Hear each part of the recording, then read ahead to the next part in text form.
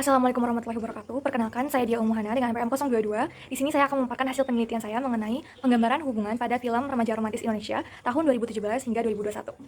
Latar belakang dari terbentuknya penelitian ini adalah adanya kekuatan media sebagai super peer, di mana remaja menjadikan media sebagai sumber informasi atas keinginan tahuan mereka terhadap hubungan, terutama hubungan romantis yang ideal. Hal ini mendorong remaja untuk menerapkannya pada kehidupan nyata mereka dengan cara berpacaran, sehingga timbullah permasalahan sosial baru di mana banyak remaja di bawah umur yang sudah mulai berpacaran. Berikut adalah data dari penelitian sebelumnya SDKI Jakarta tahun 2012 mengenai persentase kasus remaja di DKI Jakarta yang sudah berpacaran di bawah umur. Selain itu, hal ini juga membuat remaja memiliki pemikiran dewasa sebelum waktunya. Mereka cenderung mencoba daripada mengetahui sebuah akibat ketika pelaku seksual dilanggar terlalu jauh. Nah, ketika mereka berpacaran dalam waktu yang lama, hal ini memungkinkan terjadinya hubungan seksual serta kasus hamil di luar nikah.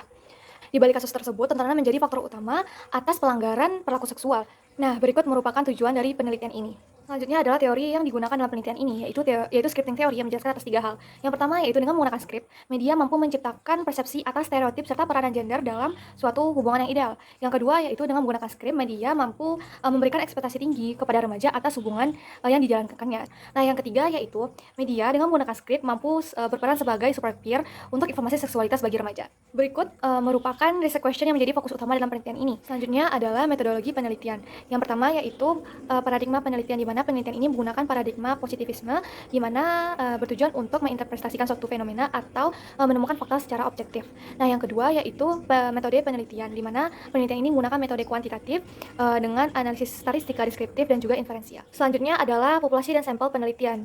Nah, populasi dalam penelitian ini adalah film remaja Indonesia bergenre romantis dengan periode waktu dari tahun 2017 hingga 2021.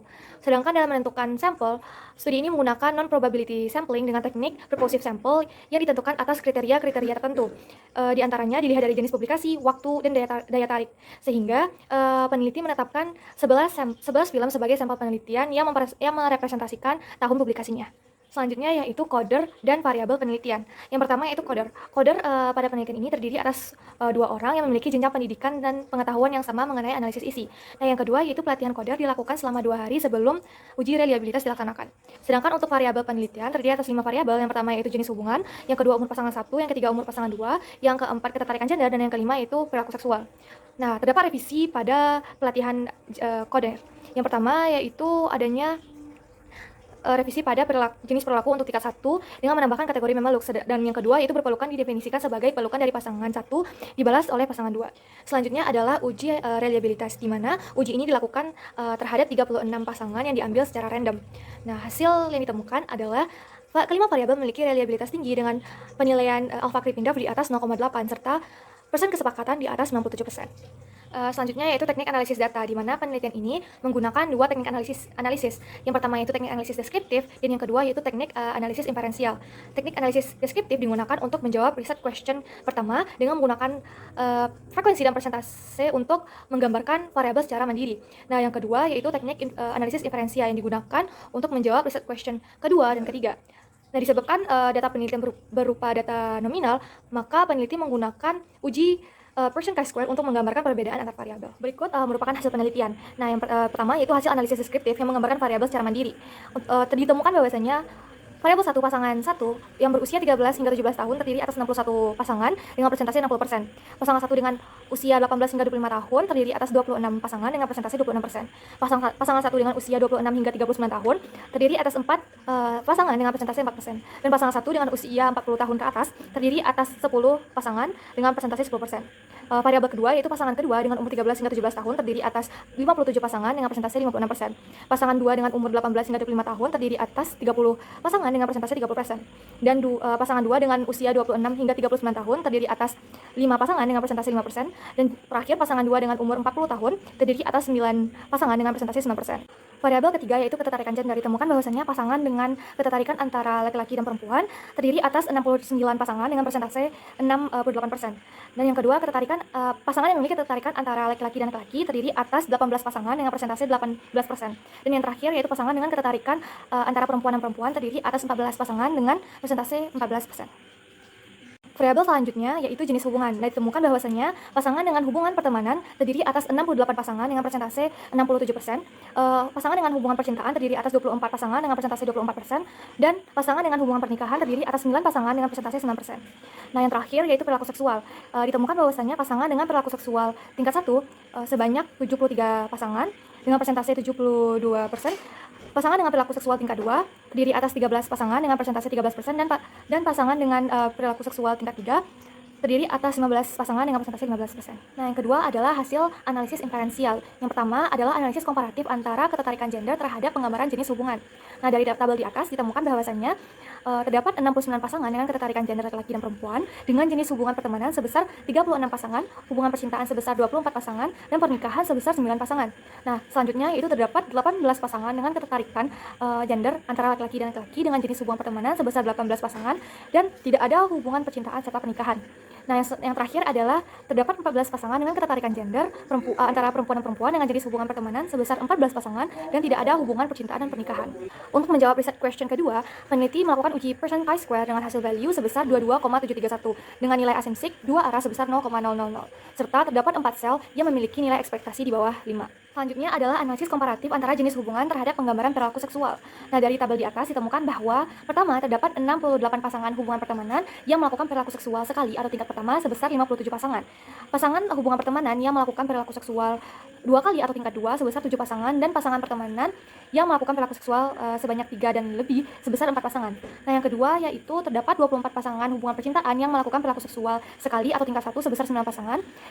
Pasangan percintaan yang melakukan perilaku seksual 2 kali atau tingkat 2 sebesar 5 pasangan, dan pasangan percintaan yang melakukan perilaku seksual 3 atau lebih atau tingkat 3 sebesar 10 pasangan.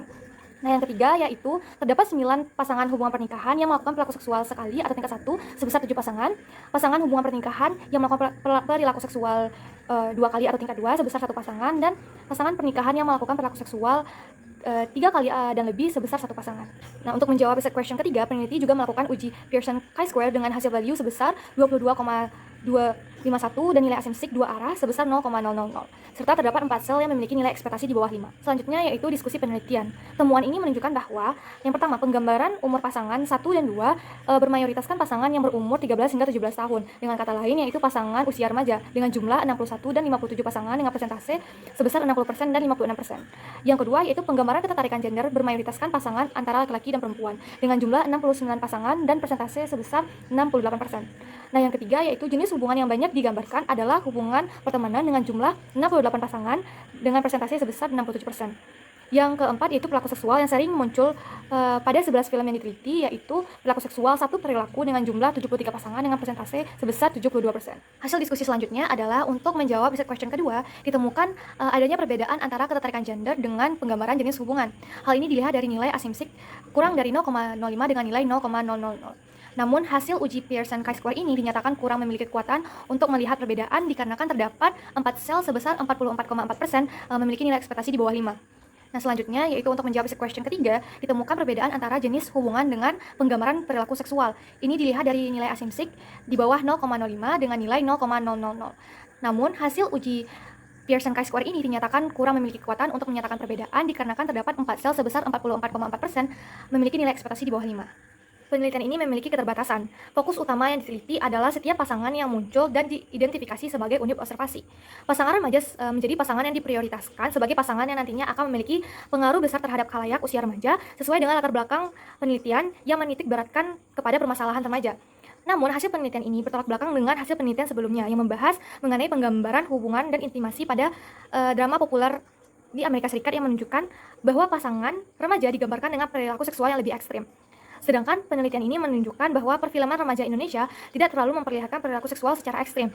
Bahkan untuk perilaku seksual ciuman tergolong sedikit dan hanya diperlihatkan ciuman singkat.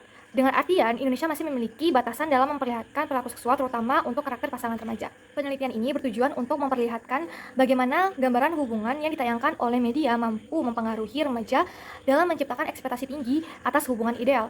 Nah, seiring berjalannya waktu, bentuk gambaran hubungan oleh media perfilman akan terus berkembang. Akan ada nantinya film-film yang mungkin menayangkan berbagai bentuk perilaku seksual yang bahkan dianggap tabu sekalipun. Nah, maka diharapkan penelitian ini mampu berkembang dan dilanjutkan lebih baik di penelitian berikutnya. Sekian presentasi dari hasil penelitian ini. Saya mengharapkan kritikan dan saran yang membangun untuk perbaikan penelitian ke depannya. Terima kasih atas perhatiannya. Assalamualaikum warahmatullahi wabarakatuh.